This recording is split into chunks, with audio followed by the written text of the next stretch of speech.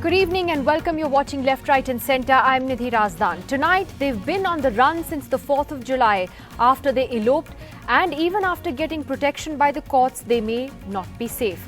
23-year-old Sakshi and her 29-year-old husband Ajitesh have been running for their lives, scared of her powerful politician father, who she says has threatened her with his goons.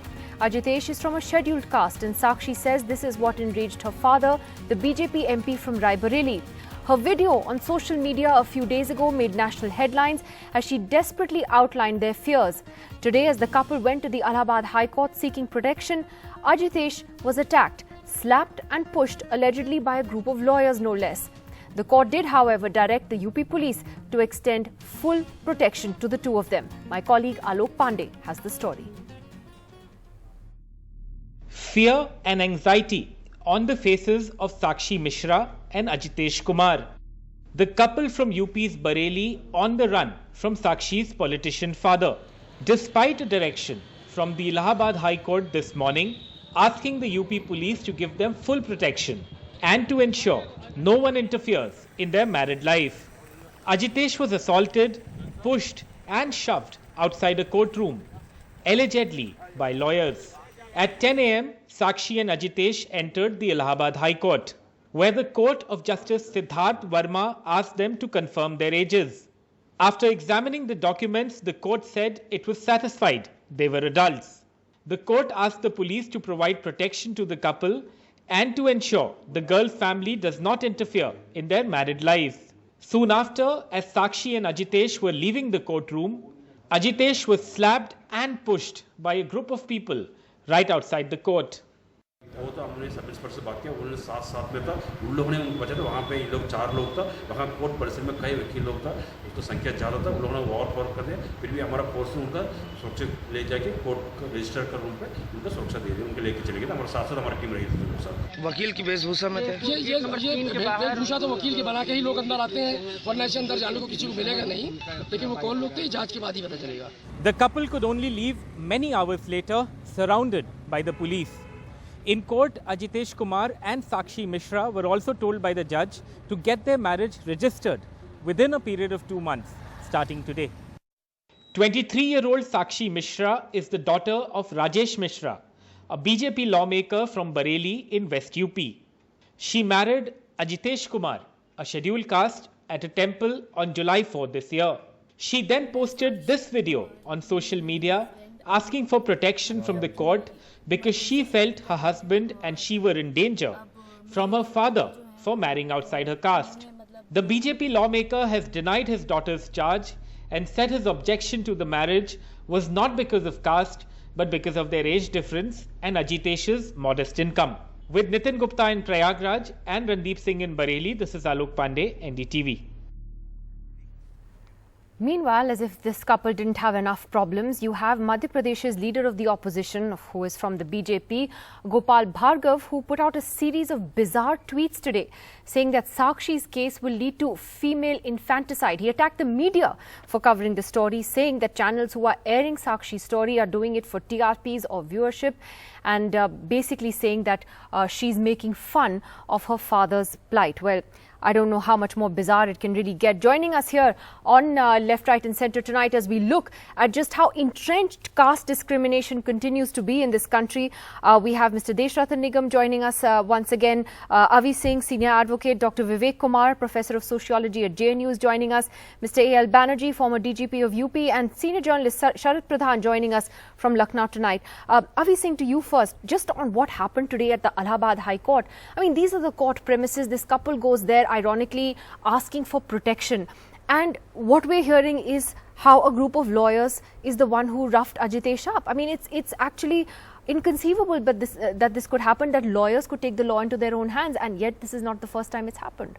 Yes, and one would expect that there shall be some suo motu action by the Honorable High Court of Allahabad, because it's happened on the premises and people have beaten up and there's security, etc. But it goes beyond that. Even the need, see, this happens in high courts around the country, that there is a certain percentage of cases where couples are seeking protection, whether for caste, interreligion, or just because their parents don't approve. And this is an issue where it represents a complete breakdown from the people who are in the first instance supposed to protect it, the police. This video has been out for a couple of days.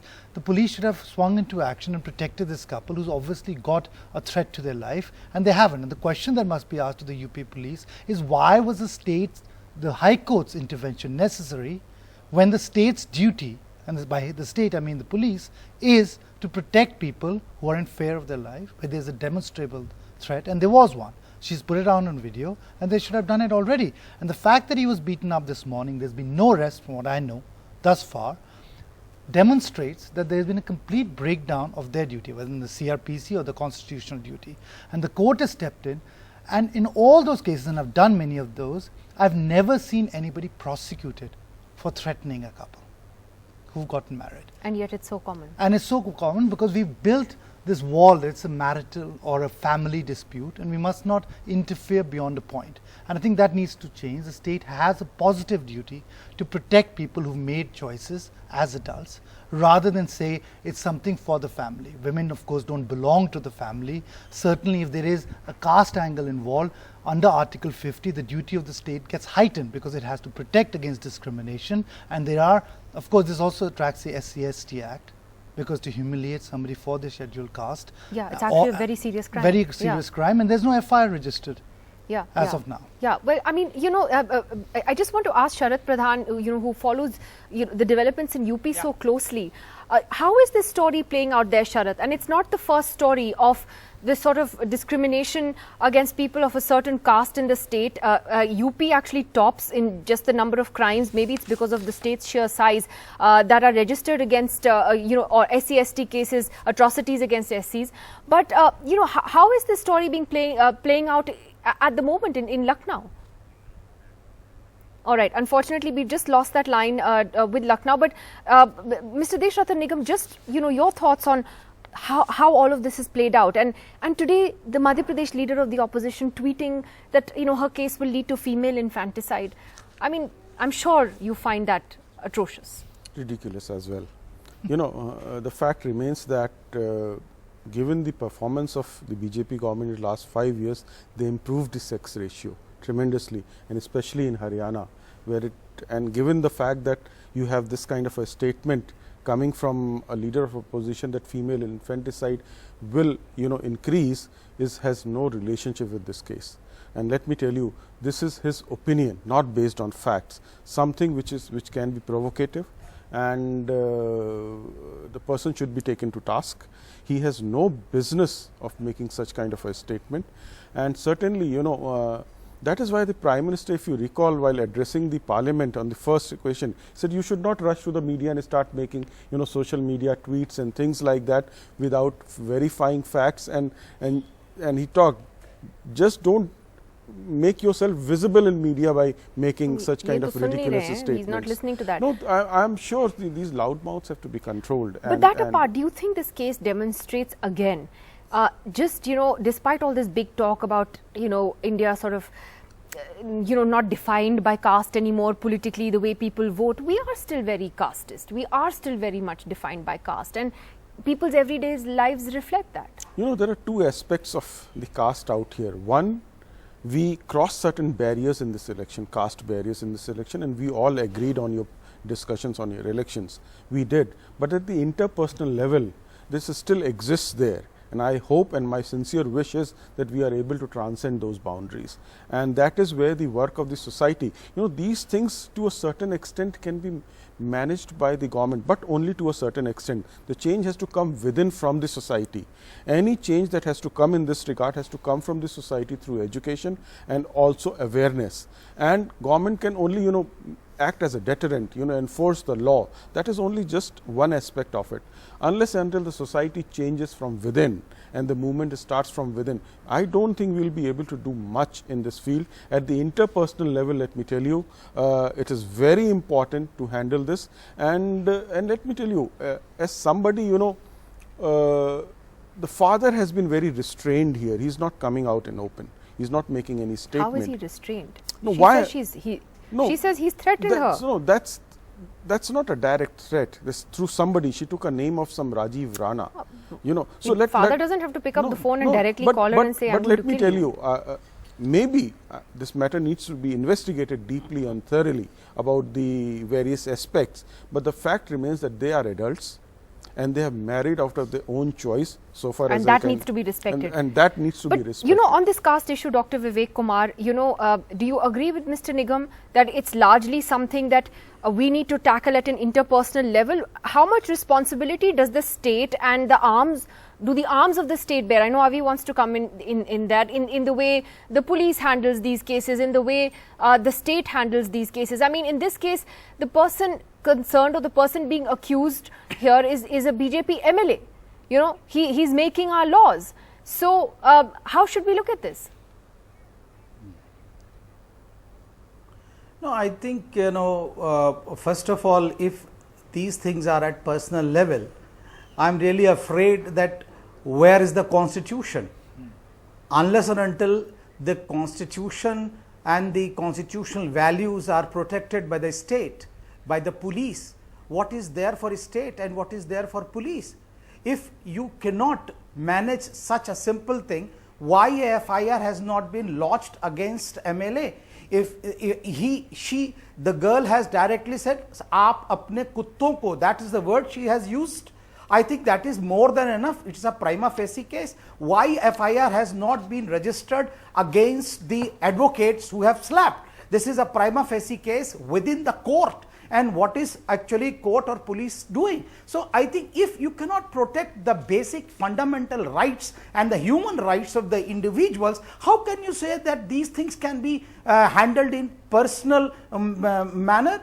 And second thing, I think these things come out because of the strong entrenched hatred against certain caste and communities. And I think Mr. Nigam, who hails from a particular organization which works for mitigating these types of hatred with so many programs from Ek Marghat, Ek Panghat, Ek School, I don't think that they can also go for intercaste marriages. That can also be said, and that's why Baba Sahib Ambedkar said that if you really want to mitigate the caste system, endogamy is the main characteristic of caste system. Unless and until endogamy is removed, caste system cannot be broken.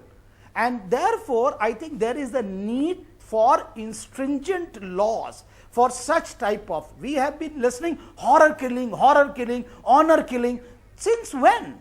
I think it is increasing day by day. We have heard in South, we have heard in North, and we have heard actually in West. Everywhere this has happened, but nowhere stringent action has been taken against. But you know, ironically, what you're saying, Professor Kumar, it's not that we don't have tough laws. We have those laws. In fact, our SC/ST Act is very, very stringent. And you know, Mr. Banerjee, as a former DGP, would you agree where is implemented? That, yeah, exactly. So is there a failure by arms of the state like the police to follow the law, or are they also so entrenched in their biases that they're not able to? There are two things I'd like to point out. The first is that there was this discussion about the laws not being enforced. Now, that is because the criminal justice system has failed, the laws have not been implemented properly, and there are no punishments from the court. Just a gentleman was saying that in the honor killings, there has never been a punishment till now. Unless you punish, unless there are punishments, how can it provide this thing, example for the others not to follow? That is one thing. The second thing is, as far as this case is concerned, I talked to the concerned officers, and I found out that somebody was telling me why wasn't this lady protected. Now, when she left her house, she switched off her mobiles. Ajitesh switched off his mobiles. All the mobile connections of this couple were switched off. Nobody, the police did not know where this lady is. Subsequently, during investigation, because there was a case registered about the fact that this lady is disappeared, she was tracked to Allahabad. So they had directly gone to Allahabad to seek redress for this particular thing. So that is what happened. But you don't think the police should have by now arrested the people who roughed up Ajitesh in court today? Please also note that the On movie what? is registered as On what? Today's thing. I've talked to the Prayagraj police. They say they have gone through the entire CCTV proceedings.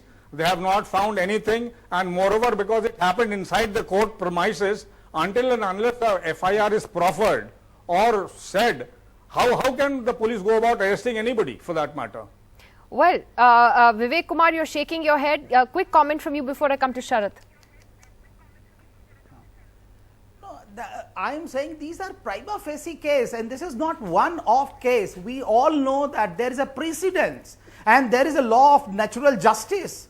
I think you see that we have seen how she has been reprimanded, how she has been tortured, how she has been feeling threatened, and there is a sequence to it. It is not out of blue that nothing has happened. So I do not know how this gentleman who has been a police, a high official, there is no suo moto cases which are being registered.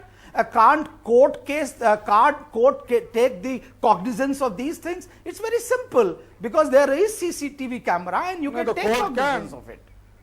Well, Sharath, just the court can. If the CCTV cameras are absolutely black about this, they don't contain any evidence to the fact that there has been something inside the court. Sharath, how is this around the court? Okay, premises. how is this story and the unfortunate incidents that we have seen, consistently in UP for some time now? How are these playing out on the ground? I mean, is there a myth of India sort of breaking these caste barriers when it comes to voting in the elections? I mean, what does that even mean when things like this still happen? This speaks of the double standards that we live in. And, I've heard everyone speaking. And the whole tragedy is that there is a lot of difference in theory and practice. As far as the police is concerned, everything sounds very good, as Mr. Banerjee pointed out. This should be, but is it being done? No. Because the police very rarely acts objectively. It is very, very subjective. They have all kinds of alibis, very convenient alibis, which all the cops are giving. But in this case, the laws are enforced. You look at the man and then you decide what law to implement, what not to implement. And here is a case of a lawmaker belonging to the ruling dispensation. So you can imagine the kind of clout he enjoys. And it is also visible in the silence of the Chief Minister on this entire issue, as if nothing has happened. That is not everyday issues, umpteen press releases, not a talk about this incident. No BJP spokesman has so far condemned the incident. They kept giving all kinds of stupid explanations that this is because of the social issues and traditions are being violated, culture is being violated. So, and at the same time they say, well, there is law to protect. What the hell is this? The law may be there in the books, but when it comes to enforcement of the law, you can systematically, you're sitting at the helm of affairs, you're sitting in the ruling dispensation, you enjoy all the power to violate the law, to get protection from the lawmaker, the law enforcement agencies, and that is what is happening. Because had it been somebody else, by now they would have been booked. Nobody would have asked why is the FIR not being lodged. It is simply because he is a ruling party MLA, so it is very difficult to ensure. In this case, the police will seek directions from the highest level, and unless that is done, which is the Chief Minister, Mr. Banerjee, you raised your hand. Done, nothing is going to happen. Mr. Banerjee? Yes, I did. You see, the point is, that is I said, Mr. Pradhan just talked about suo moto action and things of that kind. Now, I am privy to the fact that this lady rang up the DIG range of Bareilly saying that please give me some protection. He said, where are you, so that we can send the police, and she refused to give her location. Now, if this kind of a thing happens, now you can keep, are you telling me the police doesn't have the tools to trace people who make calls to them, to trace their location even when cell phones are switched off? Intelligence agencies can do it, police can do it. They know where a phone is located even if it's switched off. It took 3 days to locate this lady. And she had due switched off respect, Mr. everything that Banerjee, she had. can I come the in police here? is One supposed second, to Sharad. register. 1 second, The Sharad. police, by law, Lalita Kumari is supposed to register an FIR when they get the information. So when the DIG had this information, that FIR should have been registered whether they could locate her or not. But one additional point, if you'll allow me, this intersection of gender and caste, or gender and religion, as we saw in the Kerala case, is explosive because it gets to the very root of patriarchy. It gets even the constitutional writers, and this argument I must disagree with it vehemently, that this is a societal change that we must wait for, is explicitly rejected in our constitution. But even the constitutional writers balked at entering explicitly or enumerating. If you read Article 15, they talk about public spaces, they talk about restaurants, etc., but they don't talk about marriage because it was something that was too hot to handle at that point, and it's something we are now entering where we've accepted caste equality or even reservation in public employment, but not in who particularly daughters are married to. Yeah, And we this still have is a issue. problem with it. Quick Yeah. last word, Mr. Nigam, and then Sharad. See, Yeah. let me tell you, Constitution has been there since 1950. The police and state has been there, and still we are having problems. So therefore, there is a problem within the society, and therefore I said, unless until society takes its initiative, it does not change. These problems would remain. State can work to only some extent. State police cannot be at each and every door and the But when house. the police gets a call, it must No, act. yes, there's no doubt about that. But the fact is, society has to change from within, and we all have to work towards it, and so that the ultimate end result is that people don't have to suffer like this. Sharad, quick last word.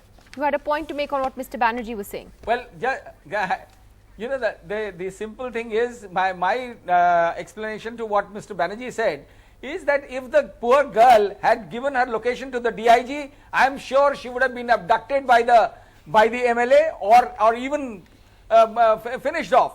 And That's the boy right. would have been gunned down. Simple No, as that. no, Because the not at police, all. Not I possible. am No, convinced, no. Mr. A Banerjee also responsible knows officer he will may not not do be. that. No, there are, where are both the again responsible raise a officers? catch-22 Police is situation. thoroughly Will not do corrupt. that. You give Police information, never then acts there's on a problem. objectivity. If you don't, Police then is there is a very, problem. very subjective, and police is a slave to the Impossible. political masters. No, it will not happen. All right, well, a very disturbing story. Let's hope that this couple is genuinely protected by the police as ordered by the Allahabad High Court and that they stay safe. Thank you very much to all of you for joining us tonight. Thank you.